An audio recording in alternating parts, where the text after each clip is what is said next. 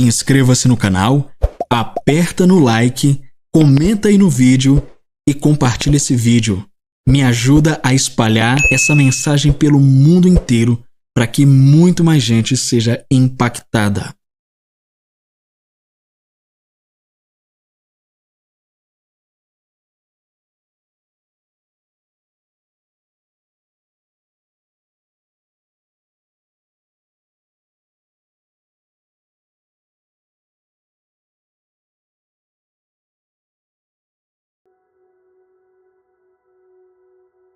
Capítulo 9.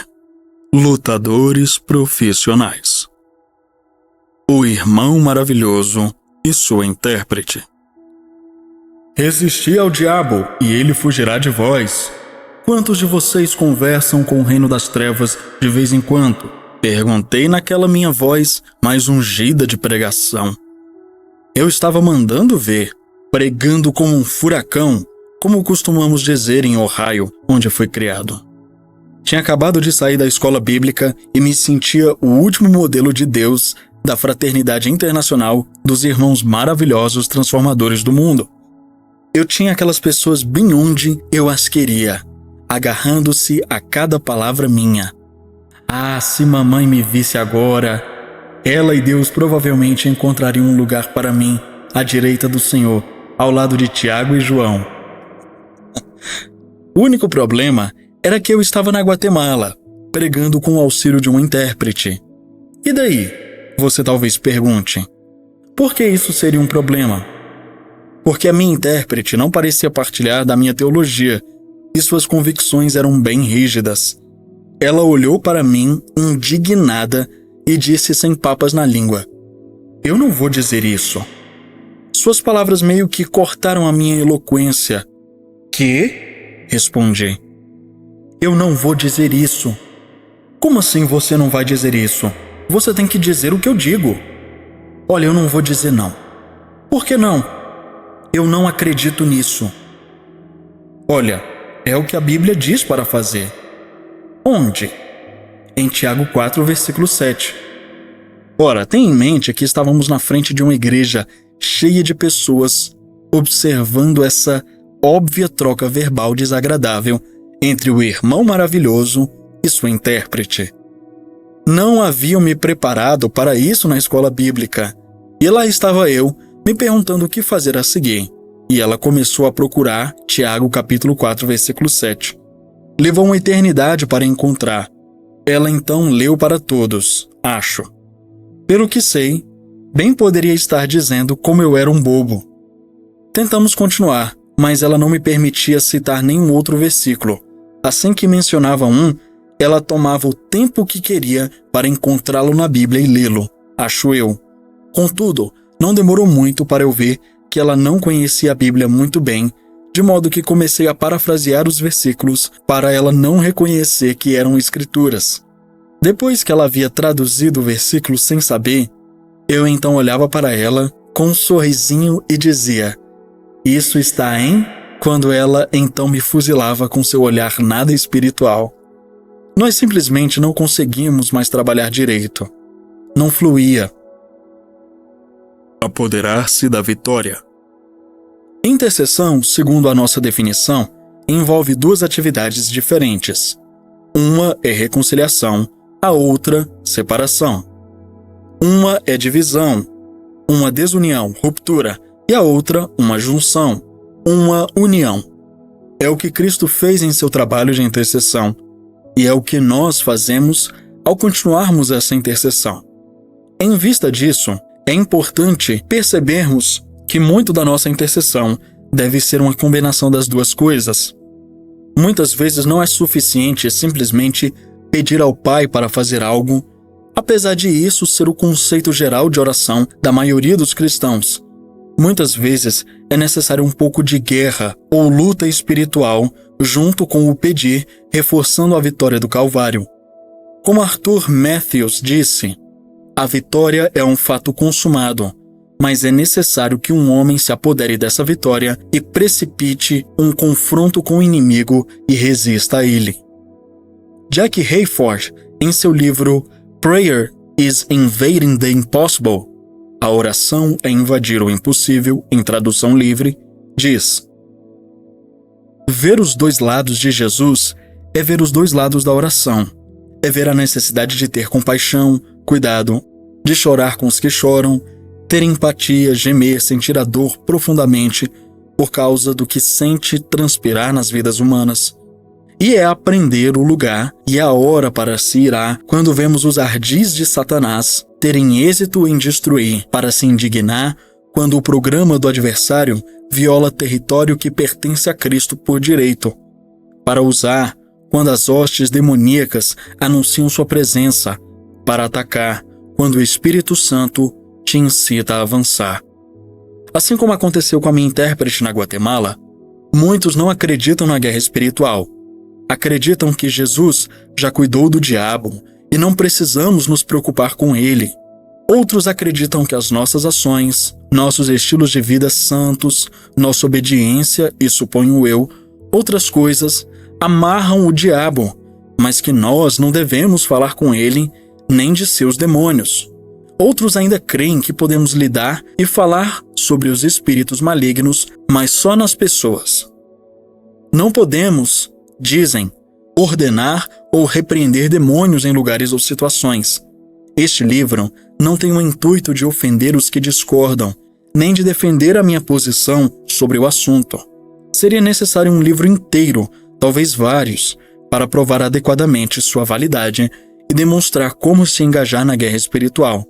Há vários livros maravilhosos que defendem e explicam esse assunto detalhadamente.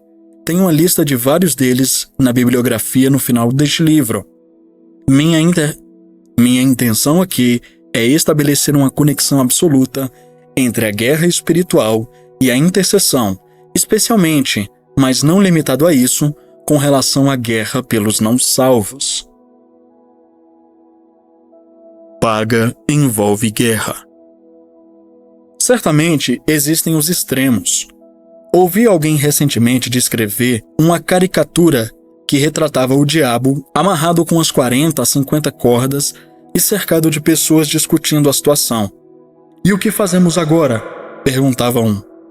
Eu diria para amarrá-lo de novo, foi a resposta de outro. Apesar de haver extremos, é impossível separarmos a palavra intercessão, paga, de guerra. Ela é usada 15 vezes nesse contexto.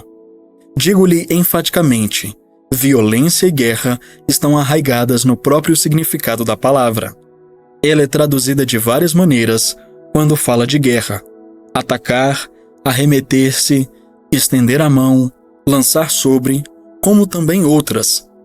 Ver Juízes capítulo 8, versículo 21, 1 Samuel 22, versículos de 11 a 19, 2 Samuel capítulo 1, versículos de 11 a 16. A essência é a mesma em todas as referências: pessoas em batalha atacando umas às outras. Ouça-me bem, paga envolve guerra. Mais uma vez, Jack Hayford diz: mas há uma maneira de enfrentar a impossibilidade. Invada-a. Não com um discurso eloquente de esperanças, não com ira, não com resignação, não com autocontrole estoico, mas sim com violência, e a oração provê o veículo para esse tipo de violência. Quando tentamos separar a guerra da intercessão, fazemos isso para nosso prejuízo. Muito tempo e energia são desperdiçados com os sintomas, quando em muitas situações a verdadeira causa do problema é espiritual ou demoníaca. Pois a nossa luta não é contra seres humanos, mas contra os poderes e autoridades, contra os dominadores deste mundo de trevas, contra as forças espirituais do mal nas regiões celestiais. Efésios 6, versículo 12, Nova Versão Internacional. Precisamos estar alertas contra uma ênfase excessiva em Satanás e nos demônios, mas nós, nos Estados Unidos, erramos em outra direção. A maioria das pessoas empaca em Efésios 6,12, depois das palavras "nós não lutamos". Ignorância custa caro. A nossa ignorância com relação a Satanás e suas táticas, como também sobre como lidar com eles, nos custa caro. Em 2 Coríntios 2, versículo 11, a Bíblia nos diz: para que Satanás não alcance vantagem sobre nós, pois não lhe ignoramos os desígnios. O contexto é de perdão, mas um princípio geral também é revelado nesse versículo.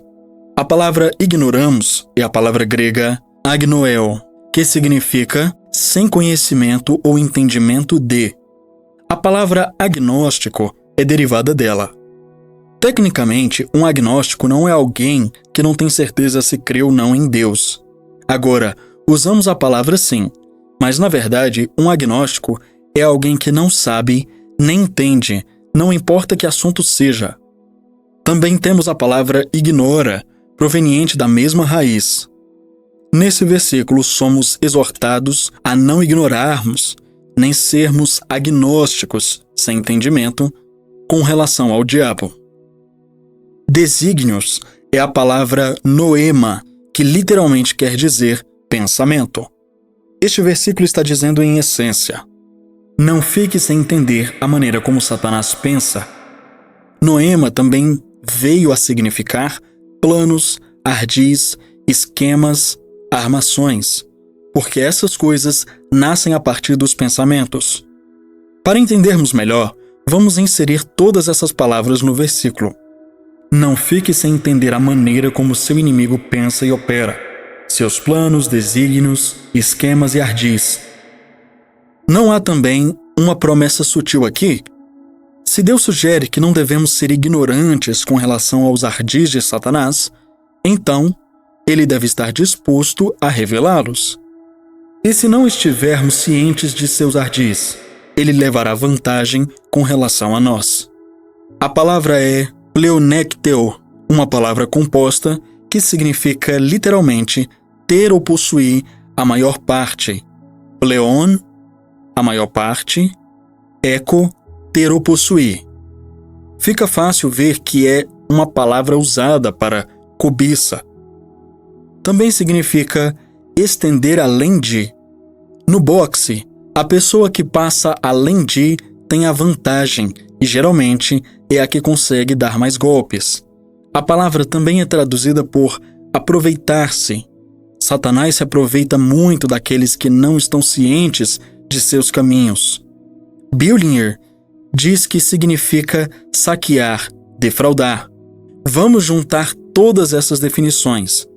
Nosso adversário levará vantagem sobre nós, nos fará sua presa, nos defraudará do que é nosso e ficará com a maior parte na mesma medida em que formos ignorantes da sua maneira de pensar e operar, seus planos, esquemas, desígnios e enganos. A maior parte do que, seja o que for, nossos lares, casamento, família, dinheiro, governo, nação e mais. Há 25 anos, a igreja nos Estados Unidos não tinha entendimento do que Satanás planejava e ele ficou com a maioria das nossas escolas. O mesmo poderia ser dito do nosso governo. Já tiraram vantagem de você? Você alguma vez já ficou com uma porção menor? Nos meus dias de faculdade de teologia, tínhamos uma maneira de descobrir quem eram os super espirituais da turma, que achavam que precisavam interceder pelo mundo quando iam dar graças por uma refeição. Eles ignoravam nossas intenções quando lhes pedíamos para orar pela comida. Enquanto atravessavam o planeta, orando por todas as causas possíveis, nós tirávamos de seus pratos a maior porção de suas refeições. Era um teste tanto da verdadeira espiritualidade deles. Estou profundamente envergonhado por essa prática abominável do meu passado e nunca faria tal coisa hoje em dia. Mas para aqueles que acham que têm de interceder ao orar pela comida, eu lhes digo, deixem para orar no seu quarto de oração. Tiraram vantagem de Paulo em 1 Tessalonicenses 2, versículo 18. Satanás ganhou dele, pleonectel, na guerra incessante de espalhar o evangelho. Por isso queremos ir até vós, pelo menos eu, Paulo, não somente uma vez, mas duas. Contudo, Satanás nos barrou no caminho. Sabemos que Paulo ganhou mais batalhas do que perdeu. Mas ele era humano, e às vezes Satanás tinha êxito em barrar seus planos. Por favor, veja que não diz que Deus mudou de ideia sobre onde Paulo deveria ir. Diz claramente que Satanás o atrapalhou. Aqueles que querem nos fazer pensar que Satanás não pode fazer nada a não ser o que Deus permite e que devemos ignorá-lo, deveriam reler esses versículos. Deus não ignora o diabo, e nós tampouco deveríamos ignorá-lo, e ele certamente faz muita coisa que Deus não lhe permite fazer. Só podemos dizer que Deus permite tudo o que acontece na Terra no sentido de que ele criou as leis e os princípios, semear e colher, causa e efeito e o livre-arbítrio dos seres humanos que governam a Terra. Nós, porém, colocamos esses princípios em ação e determinamos muito do que vamos colher e pelo que vamos passar. Satanás também entende essas leis e as usa para seu proveito sempre que possível. Os esquemas ocultos de Satanás prevalecem. Ouvi um ministro em Tulsa, Oklahoma, falar sobre a libertação de alguém por quem ele havia orado muito. Parecia que essa pessoa nunca chegaria a ser estável na vida ou na sua caminhada com o Senhor. Ele encontrava um emprego e logo o perdia, caminhava com o Senhor por um tempo e logo se afastava. Esse ciclo se repetiu várias vezes e parecia que não importava o quanto orassem por ele. Não fazia diferença. Certo dia, quando o ministro orava por esse jovem, o Senhor lhe mostrou uma imagem de 3 demônios que o seguiam onde quer que ele fosse. Não estavam nele, mas sempre ali por perto para influenciá-lo. O ministro viu os nomes de cada demônio, descrevendo o que fazia. Ele amarrou um de cada vez, no nome de Jesus, e os ordenou a deixarem o jovem rapaz. Daquele momento em diante, tudo mudou. Ele conseguiu estabilidade. O sucesso veio a seguir. Com o passar do tempo, o jovem se tornou um rico empresário e também ministro, e caminha com Deus até os dias de hoje. É sempre bom e certo pedir ao Pai para fortalecer e amadurecer as pessoas, mas esse homem precisava de algo mais. Alguém que exercitasse autoridade e fizesse uma libertação. Sua instabilidade era um sintoma de uma influência demoníaca contra a qual ele não era forte o suficiente para lutar e superar. Satanás levava vantagem e enquanto seus esquemas permanecessem ocultos, ele prevalecia. Apesar de algumas questões com relação à guerra espiritual estarem abertas para o debate, certamente este é um assunto bastante subjetivo. Outras são inquestionáveis. Primeiro, estamos em uma guerra muito real. Ver 2 Coríntios, capítulo 10, versículo 4, e 1 Timóteo, capítulo 1, versículo 18. Segundo, somos soldados nesta guerra. Ver Salmos, capítulo 110, versículos 2 e 3, e 2 Timóteo, capítulo 2, versículos 3 e 4. Terceiro, temos de lutar contra todos os níveis do reino das trevas. Ver Efésios, capítulo 6, versículo 12. Quarto, devemos resistir ao diabo, o que na maioria das vezes pode ser representado por seus demônios, e ele fugirá de nós. Ver Tiago, capítulo 4, versículo 7, e 1 Pedro 5, versículo 9. Quinto, devemos pisar em Satanás e seus demônios, por exemplo, exercitar autoridade sobre eles. Ver Lucas 10, versículo 19 e Romanos 16, versículo 20. Sexto, devemos expulsar demônios. Ver Marcos 16, versículo 17. Sétimo, temos autoridade para amarrar, proibir e libertar, permitir, ao lidarmos com os agentes e portões do inferno. Ver Mateus 16, versículo 19. E oitavo, temos armas poderosas designadas para vencer o reino das trevas. Ver 2 Coríntios 10, versículo 4 e Efésios 6, versículos de 10 a 20. Esse ministro a quem ele citou provavelmente é Kenneth Hagin. Talvez ele não quis dar o nome do ministro por algumas razões. Talvez porque ele deseja alcançar muitas pessoas e eu não sei exatamente como muitos crentes que não são dessa linha pentecostal e do movimento da fé enxergam Kenneth Hagin nos Estados Unidos, mas pela história que ele conta, provavelmente é Kenneth Hagin. De modo algum, essa é uma lista exaustiva dos versículos sobre guerra espiritual. Para se certificar, Deus não nos dá fórmulas detalhadas para fazermos tudo o que foi mencionado anteriormente. Deus não gosta de fórmulas em nenhuma questão sobre as verdades bíblicas. Ele está preocupado com relacionamentos e dá princípios que devem ser aplicados à medida que o Espírito Santo nos guia. Por exemplo, o Senhor não nos dá uma fórmula em particular para um culto. Não é importante que adoremos exatamente da mesma maneira, mas sim que adoremos. Ele não estabelece fórmulas para o governo da igreja ou a ordenação de pastores. Cada linha do corpo de Cristo parece fazer isso de maneira diferente. O que importa não é que todos nós governemos da mesma maneira, mas que tenhamos um governo segundo Deus. Não estou com isso dizendo que não há absolutos nas Escrituras, mas sim que eles raramente se encontram no tocante ao método. Não há nada sagrado ou não sagrado sobre o método. O importante é que caminhemos de acordo com a revelação das Escrituras que nos foram dadas e que façamos isso sob a direção do Espírito Santo. Só Ele sabe exatamente o que é preciso em cada situação. Lute como um profissional. Da mesma maneira, em uma guerra espiritual, o importante não é o quanto lutamos, mas que lutemos de algum modo. Nenhuma dessas afirmações da Bíblia é sobre uma guerra defensiva. São todas ofensivas. Devemos lidar agressivamente com as forças das trevas sempre que surgir um desafio ou uma oportunidade. A palavra contra é usada 5 vezes em Efésios 6. A palavra grega é prós, que é uma forma melhorada de pró. Pró significa à frente de, quer literalmente, quer figurativamente, no sentido de superior a. Usamos esse conceito hoje na palavra profissional ou na sua forma abreviada pró. Um atleta profissional está à frente dos outros ou é superior a. Prós também tem a conotação de dar um passo à frente e encarar algo ou alguém. O simbolismo nessa passagem em Efésios é de um lutador que dá um passo à frente e encara o oponente.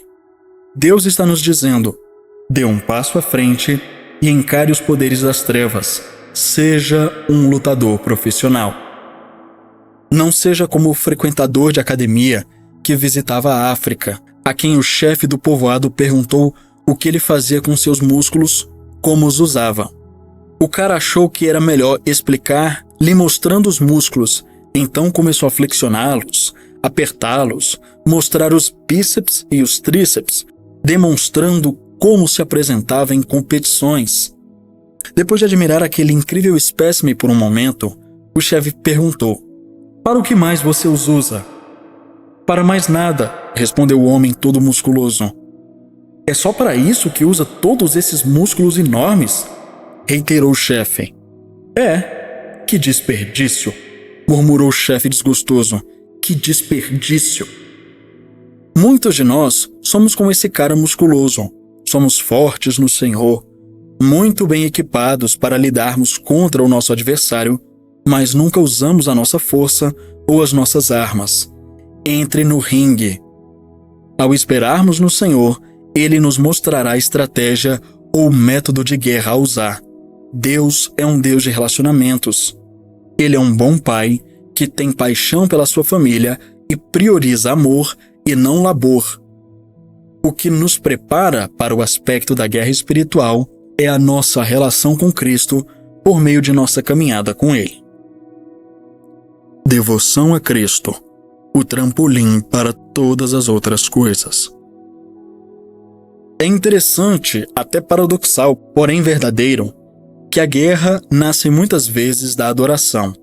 Da nossa espera, muitas vezes, surge a guerra. É a simplicidade e a pureza da devoção a Cristo que devem ser o trampolim para tudo mais que fazemos. Mas receio que, assim como a serpente enganou a Eva com a sua astúcia, assim também seja corrompida a vossa mente e se aparte da simplicidade e pureza devidas a Cristo. 2 Coríntios 11, versículo 3. Nossa profundidade de revelação em qualquer aspecto da verdade não diminui a necessidade de uma devoção simples e pura a Cristo. Na verdade, aumenta. Quanto maior a árvore, mais profundas as raízes. Da mesma maneira, quanto mais nos espalhamos para cima e de dentro para fora, para os aspectos multidimensionais do reino, mais devemos permitir que o efeito descomplicante da nossa relação com Cristo cresça como a raiz para baixo. O contexto de 2 Coríntios 11, versículo 3 é engano. Seja em que grau for que Satanás consiga nos distrair de nossa relação com Cristo, é nesse grau que chegamos a caminhar em engano, não importa o quanto possamos estar caminhando em outra revelação. Quero mencionar 3 palavras do Velho Testamento para esperar no Senhor, cada uma com uma nuance um pouco diferente da outra. A primeira é dumiar, que significa esperar silenciosamente com uma confiança sossegada. O sentido comunicado aqui é uma forte calma, confiança sossegada no Senhor. Davi disse no Salmo 61, versículos 1 e 2: Somente em Deus, ó minha alma, espera silenciosa, dele vem a minha salvação. Só Ele é a minha rocha e a minha salvação, e o meu alto refúgio. Não serei muito abalado. A segunda palavra é hakar, que significa aderir a ou ansiar. Nossa alma espera no Senhor, nosso auxílio e escudo. Salmos 32, versículo 20. Foi o que Davi sentiu quando disse: A minha alma tem sede de ti, Deus. A minha alma tem sede de Deus. Lê Salmos 42, versículo 2 e Salmos 63, versículo 1.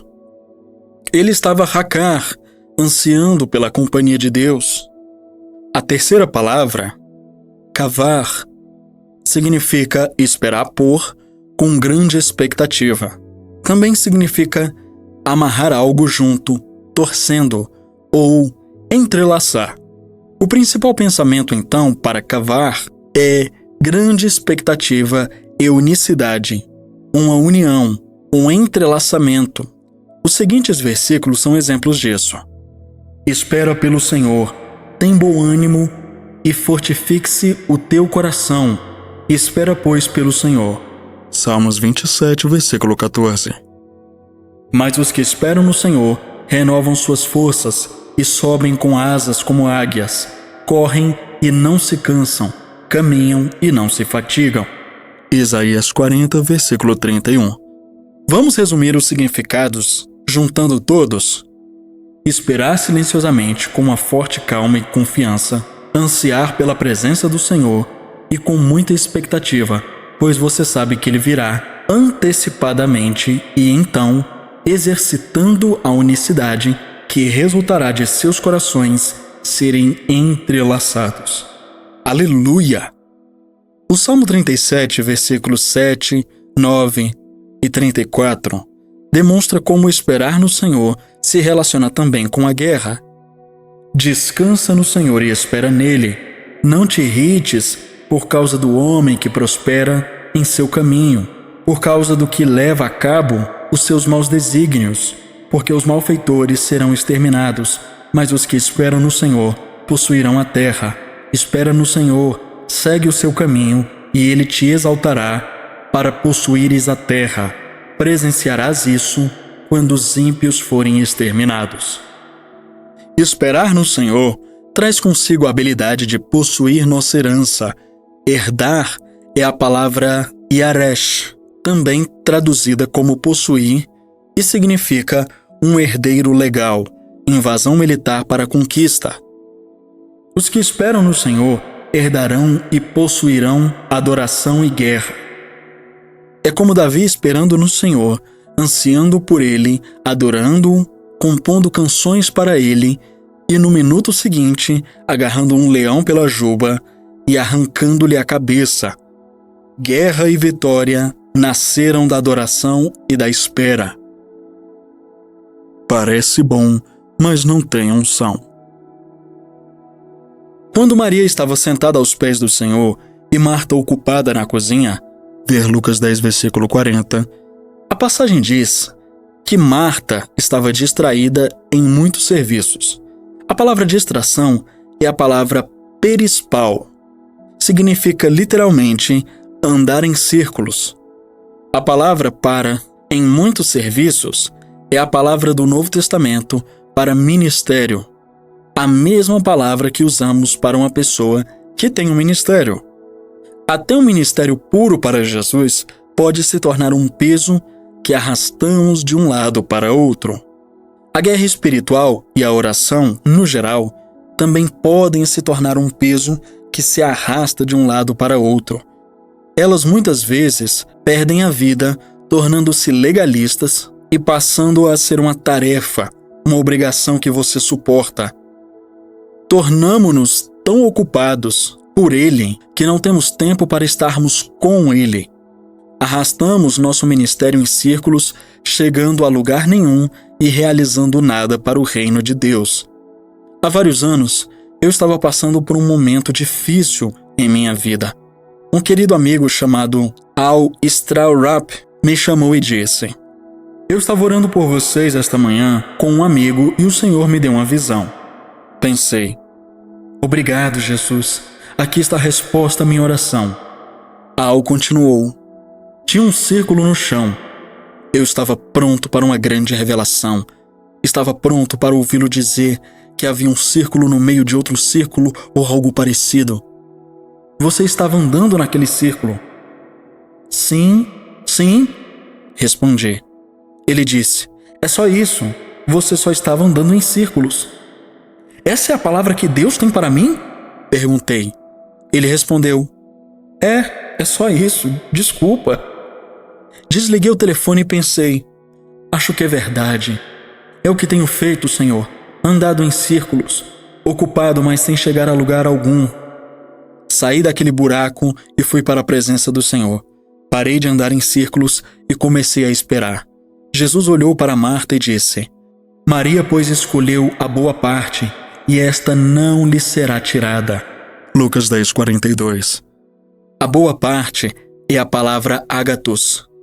Ela contrasta com outra palavra para bom, em grego, kalos, que significa que algo é constitucionalmente bom. Ou, em outras palavras, é bem feito.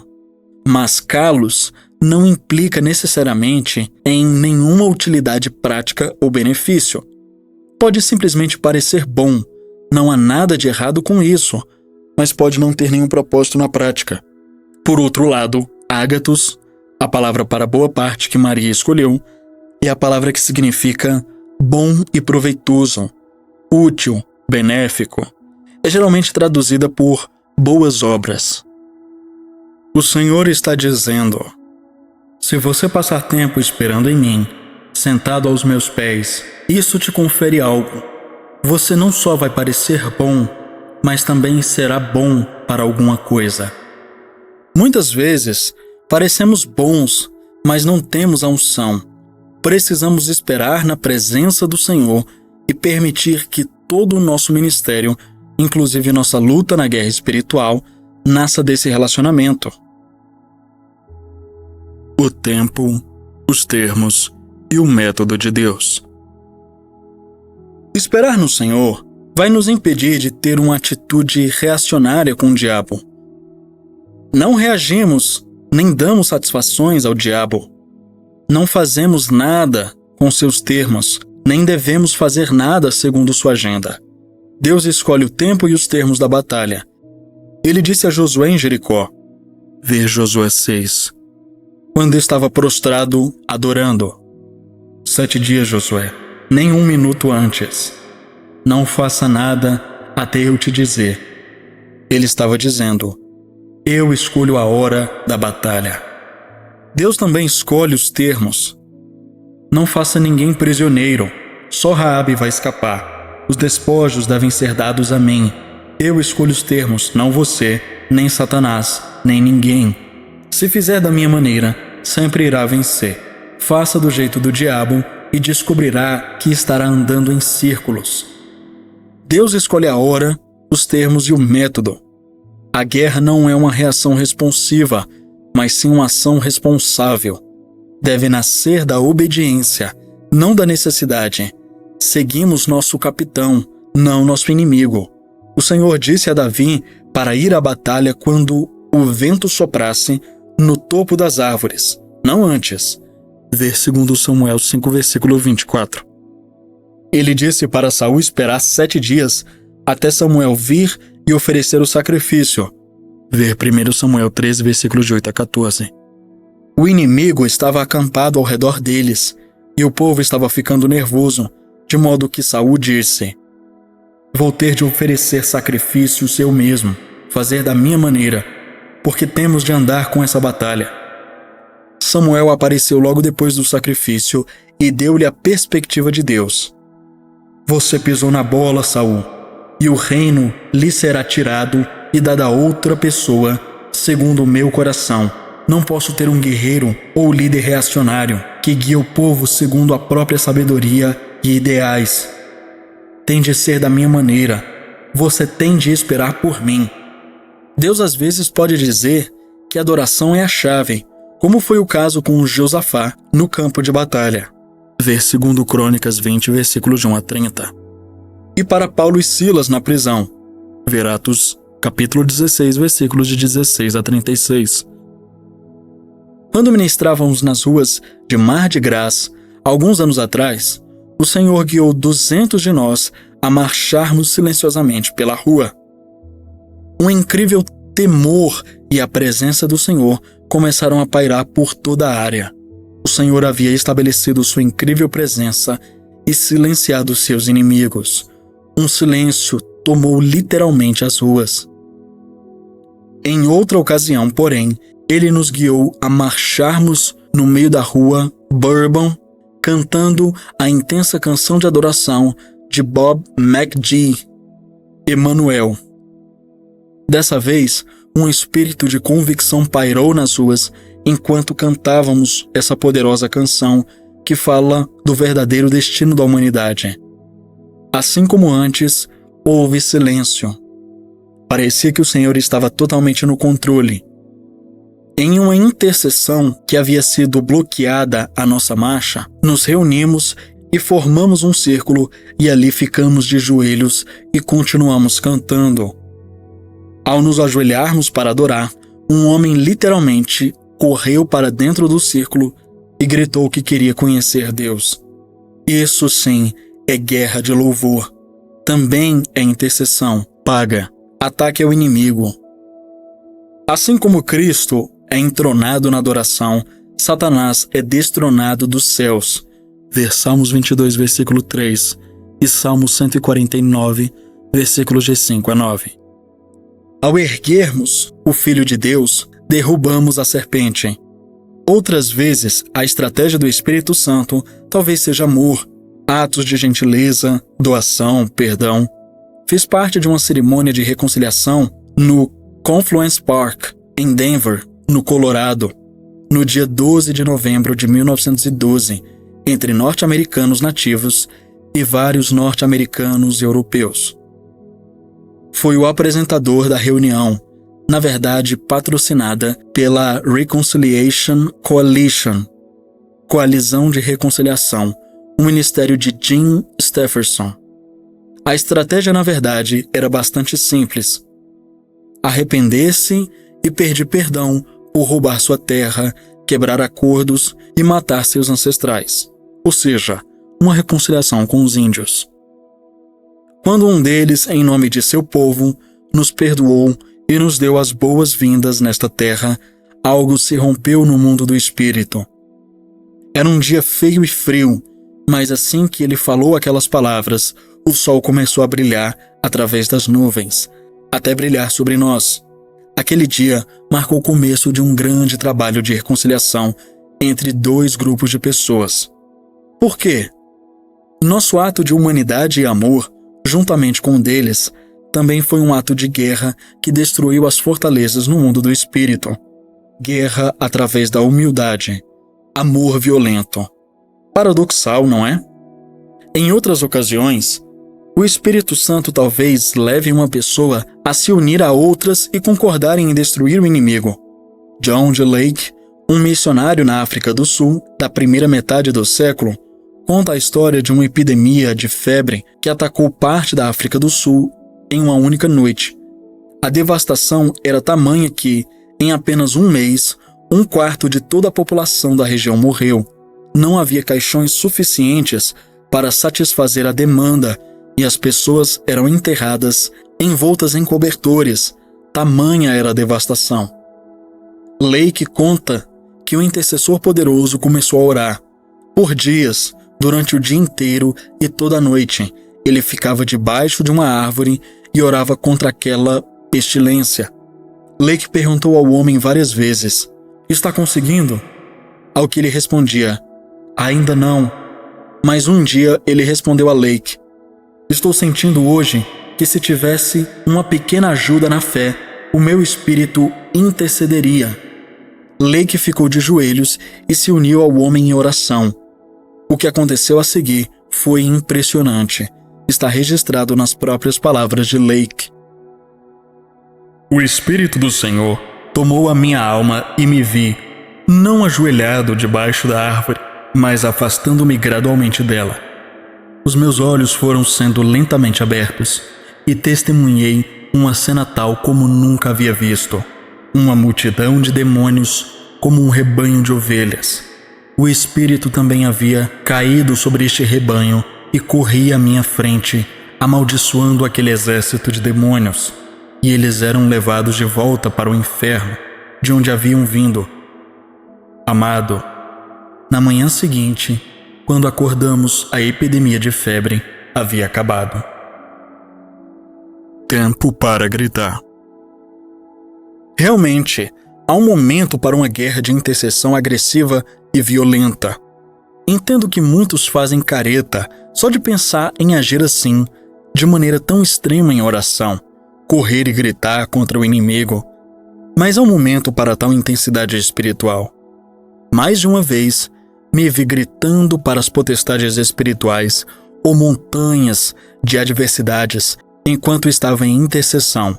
Não sou espiritualmente ignorante a ponto de acreditar que é preciso certo volume para repreender forças malignas, mas as Escrituras nos permitem fazer isso e até mesmo sugerem isso às vezes a fim de liberarmos algo no espírito.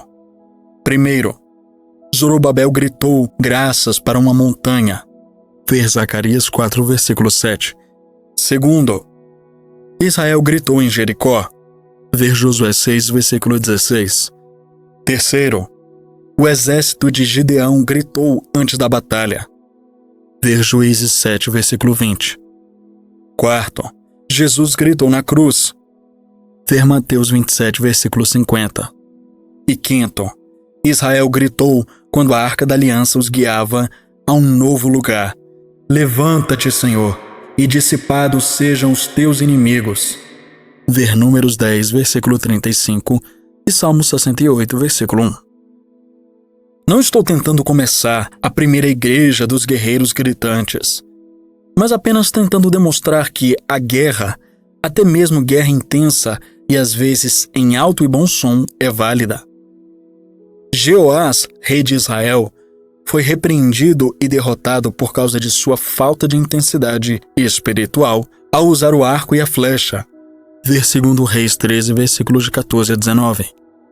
Em outras ocasiões, a estratégia do Senhor pode ser você simplesmente falar a palavra como uma espada ou fazer declarações com base na Bíblia sobre a situação.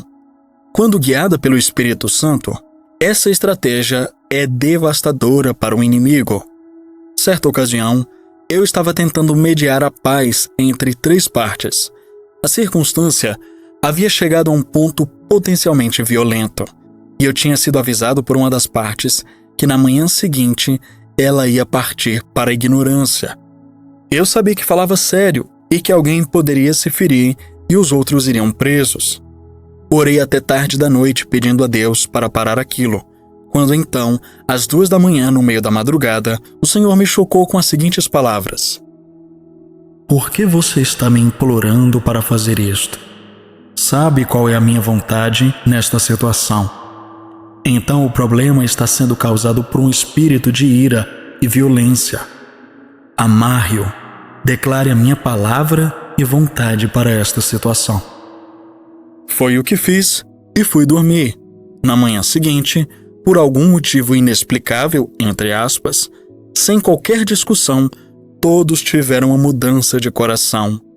Paz e harmonia reinavam onde na noite anterior reinara violência e ira. O que aconteceu? Paga aconteceu. O Calvário aconteceu. O Salmo 110, versículo 2 aconteceu. O Senhor enviará a Sião o cetro do seu poder, dizendo: domina entre os teus inimigos. Tomar e proteger nossa herança. Faz-se necessário uma palavra de atenção aqui.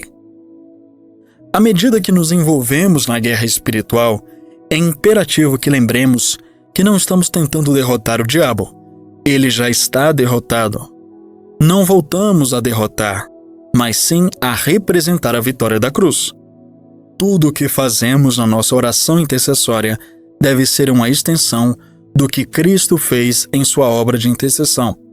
Cristo fez paga no diabo. Ele o atacou e esmagou sua soberania sobre a terra. Ver Gênesis 3, versículo 15. A palavra hebraica para cabeça, nesse versículo, Rosh, na verdade refere-se à soberania ou autoridade. No Salmo 2, versículo 9, ao falar profeticamente de Cristo, a Bíblia diz: com vara de ferro a regerás e a despedaçarás como um vaso de oleiro. O ferir, em Gênesis 3,15, e o reger e despedaçar, do Salmo 2, versículo 9, têm essencialmente o mesmo significado: quebrar em pedaços e espalhar. Cristo despedaçou e dizimou a soberania da serpente como um pedaço de vidro quebrado. Foi uma derrota total. Mas o que Cristo fez, devemos liberar e reforçar. O que Ele providenciou para nós, devemos agarrar por fé com as armas espirituais. Paulo diz a Timóteo em 1 Timóteo 6,12: combate o bom combate da fé, toma posse da vida eterna, para a qual também foste chamado, e de que fizeste a boa confissão perante muitas testemunhas. Timóteo já tinha a vida eterna, contudo, lhe foi dito para tomar posse dela. Não é interessante? Você pode ter e não ter a vida eterna. Pode tê-la, mas não possuí-la. A palavra é epilambanomai e significa tomar algo. Como Israel no Velho Testamento, que recebeu sua herança do Senhor, contudo teve de tomá-la. O mesmo acontece conosco. Sua herança não estava necessariamente em sua posse. A nossa não cairá automaticamente em nosso colo tampouco, assim como a deles. A tradução da Bíblia de Moffat traduz o versículo como: combate o bom combate da fé, garanta a vida eterna para a qual foi chamado. O Novo Testamento de West diz: toma posse da vida eterna, participando do que foi chamado. Ambas aqui em tradução livre. Assim como se toma e garante um território em uma guerra, devemos tomar e garantir a nossa herança em Cristo. De quem devemos tomar? Certamente não de Deus. Devemos tomá-lo do mundo, da carne e do diabo. Jack Hayford nos dá uma versão amplificada muito elucidativa de Mateus 16, versículos 18 e 19, fundamentada no que diz literalmente em grego: seja o que for com que depare a qualquer momento, dentre os conselhos do inferno contra os quais declarei que a minha igreja prevaleceria, você se verá em face de uma decisão de ligar ou não tal coisa. O que resultar disso será condicional à sua ação. Se envolver-se pessoal e conscientemente no ato de ligar tal coisa na terra, você descobrirá, quando o fizer, que isso já foi ligado no céu. Impressionante! Tanta coisa depende de nossa obediência e ação responsável. Nossa herança em Cristo não é garantida nem automática. É o que eu costumo dizer. Nada é automático no cristianismo. A salvação não é automática. Não é porque Jesus morreu por você que automaticamente você está salvo. A parte de Deus ele já fez. Cristo já fez tudo o que ele precisava fazer para garantir aquelas coisas que são nossas por direito. Mas para que você tenha essas coisas na sua vida, para que você realmente tenha elas em suas mãos, você precisa fazer alguma coisa. Percebe que, na maior parte das vezes, as coisas dependem mais de nós do que de Deus? Depende mais de nós de reivindicar aquilo que nos pertence, de tomar posse daquilo que já é nosso, seja cura, seja provisão sobrenatural, seja salvação, seja qualquer coisa. Tudo que é nosso por direito, nós precisamos tomar posse. Você não tem de pedir a maioria das coisas que você pede para Deus. A maioria das pessoas pedem para Deus coisas que elas não precisam pedir. Vamos continuar com a leitura. Ele deu um passo à frente. Sue Doty contou o seguinte testemunho sobre travar uma guerra espiritual em sua cidade. Ele deu um passo à frente.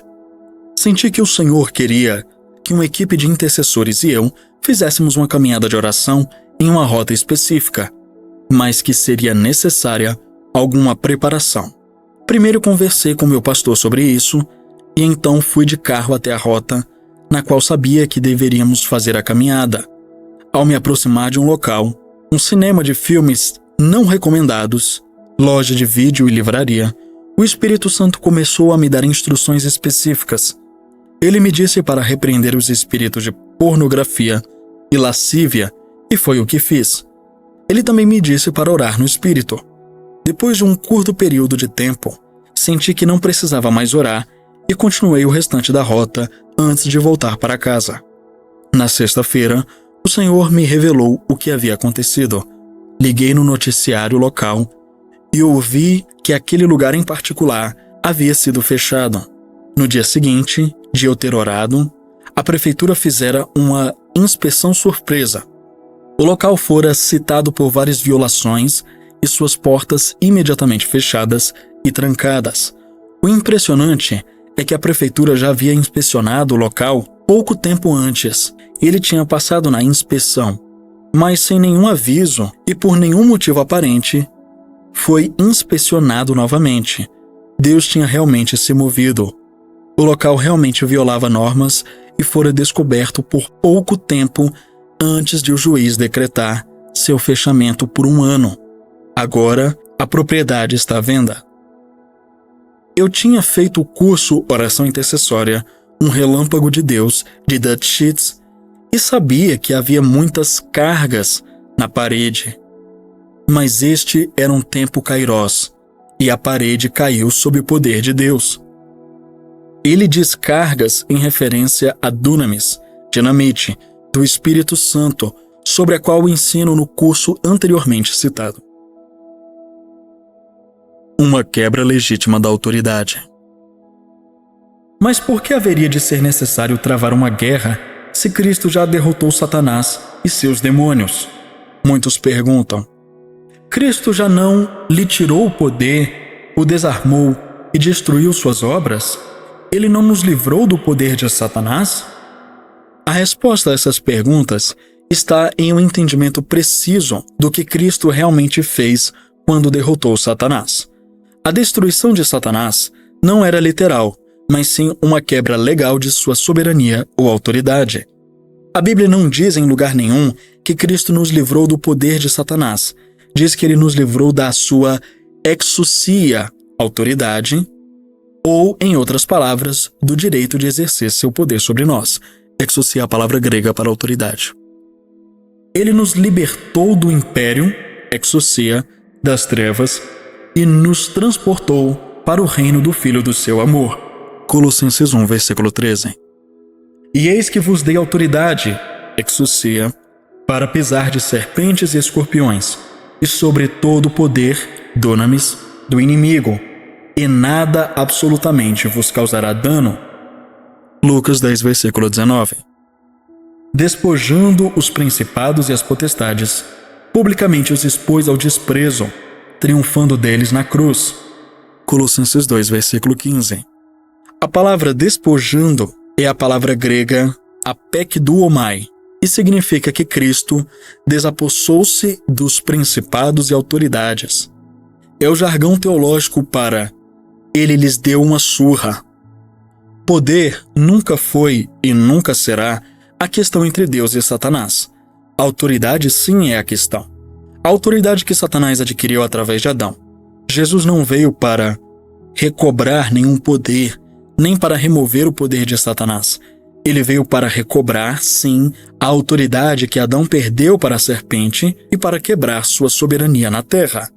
Satanás ainda tem os poderes e as habilidades inerentes que sempre teve.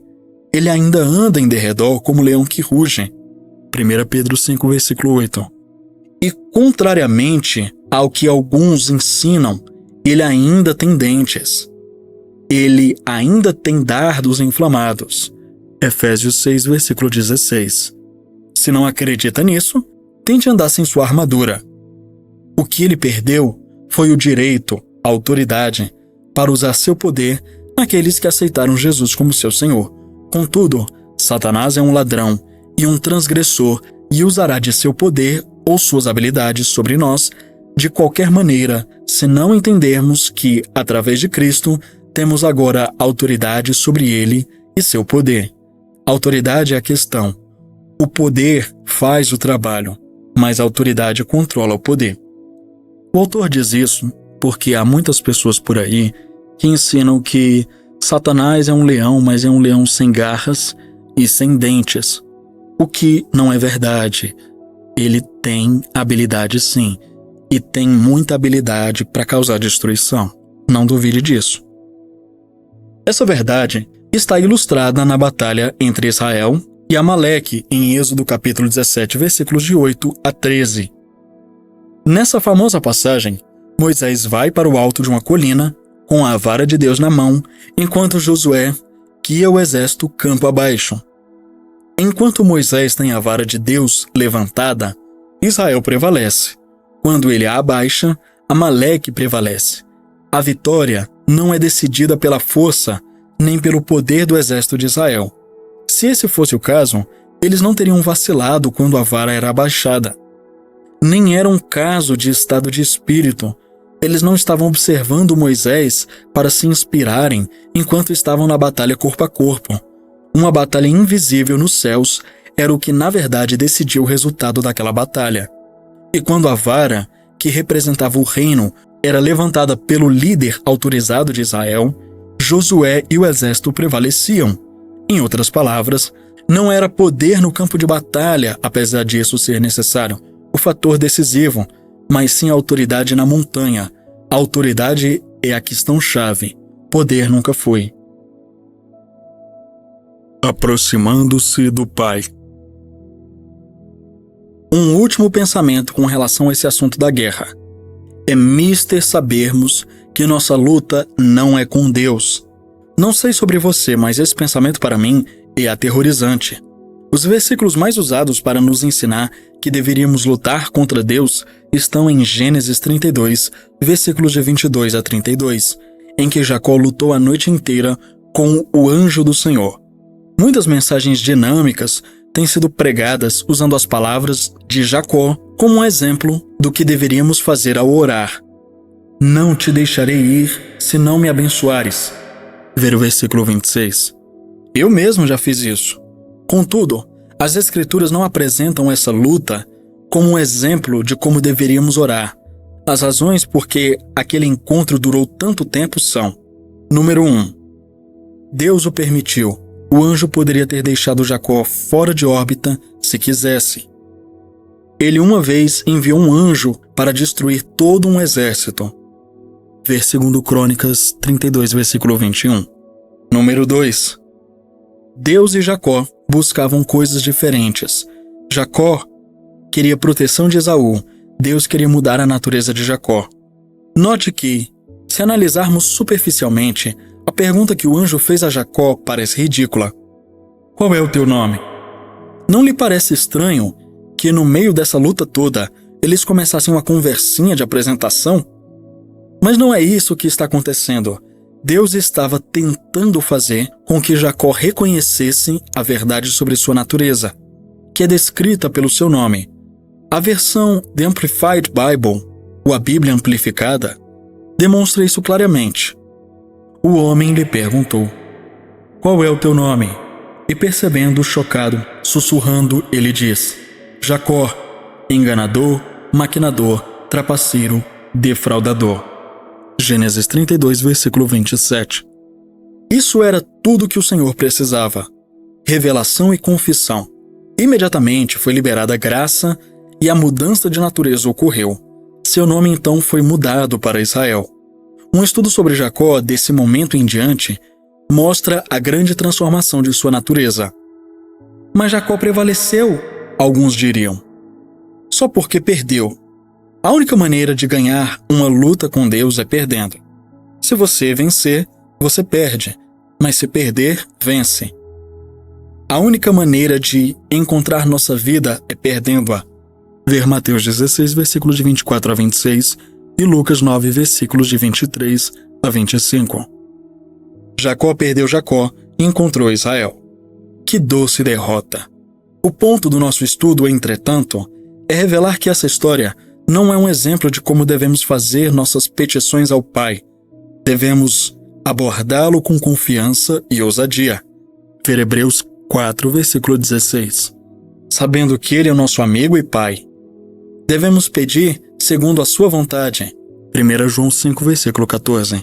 E não tentar lutar com Ele por algo que Ele talvez não queira nos dar. Somos cooperadores com Ele. Ver 2 Coríntios 6, versículo 1. Não estamos contra Ele. Devemos assaltar as portas do inferno. Ver Isaías 28, versículo 6 e Mateus 16, versículo 18. E não nos portões do céu. Persistência em oração é necessário, mas não é o que vai vencer a relutância de Deus. É vital sabermos e nos lembrarmos disso. É impossível pedir algo com fé, que é um requisito, se a pessoa não acreditar que o que está pedindo a Deus é a vontade dele. Por que então é preciso persistir em oração? Isso é um assunto para outro capítulo. Aquele que persistir, descobrirá.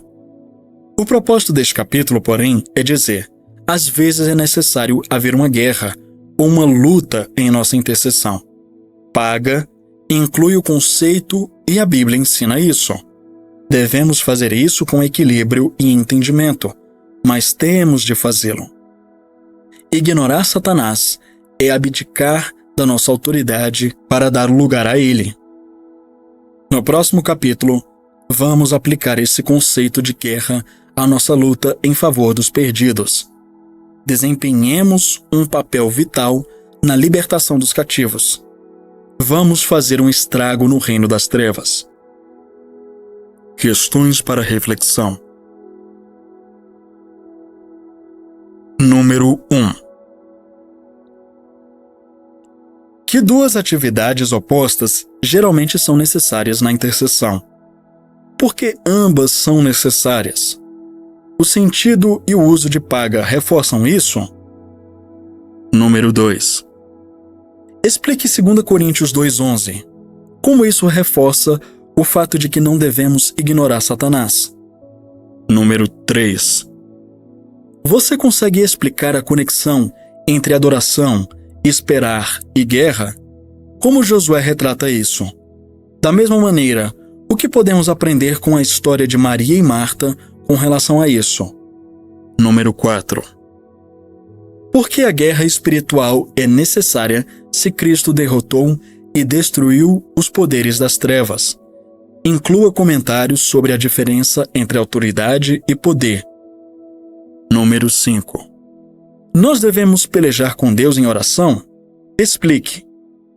Número 6. Defina a palavra pró de Efésios 6, comentando sobre sua conexão com a guerra espiritual. E número 7. Por que é tão importante escolher cuidadosamente os intérpretes de pregadores? Sugestão: não vou responder esta. Ai. Chegamos aqui ao final de mais um vídeo, de mais um capítulo. The Cheats é muito engraçado, né?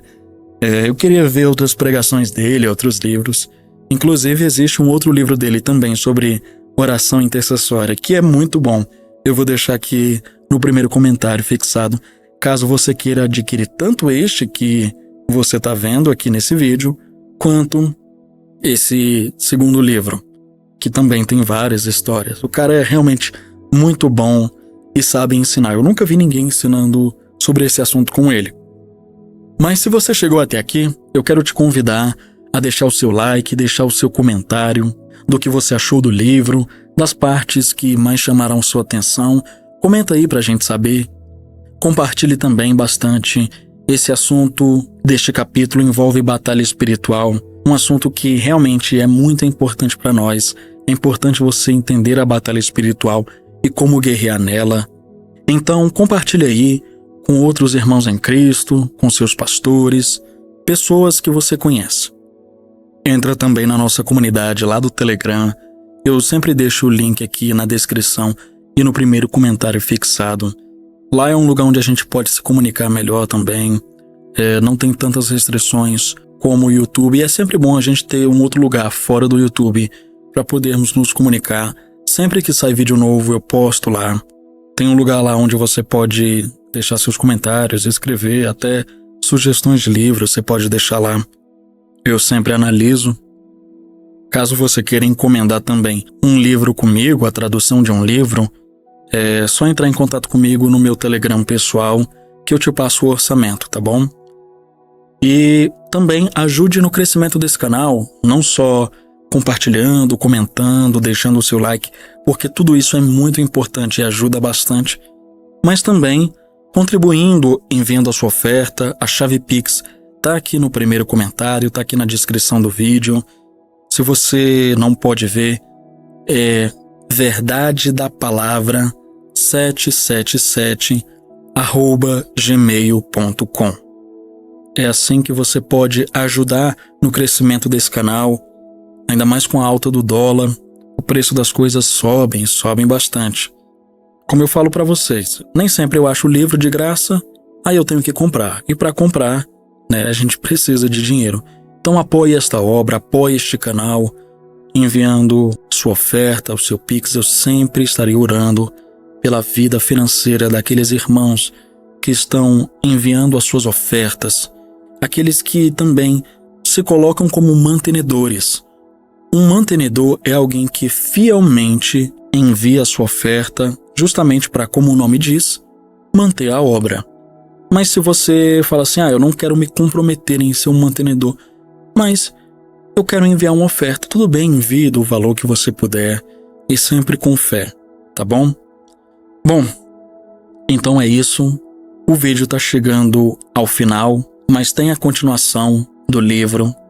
E para provar que você chegou até aqui no vídeo, digite assim nos comentários: eu vou fazer um estrago no reino das trevas. Vou repetir para você: eu vou fazer um estrago no reino das trevas. Eu vou ficando por aqui.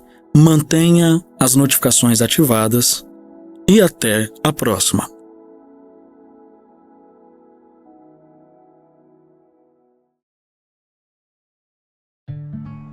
Que bom que você chegou até o final. E aí, já conferiu sua inscrição no canal? Já ativou o sininho? Se você ainda não é inscrito, não perca o seu tempo e se inscreva agora. Também deixa o seu like, porque isso ajuda muito o canal e faz com que esse conteúdo alcance mais pessoas. Obrigado pela sua presença aqui e até a próxima. Tchau!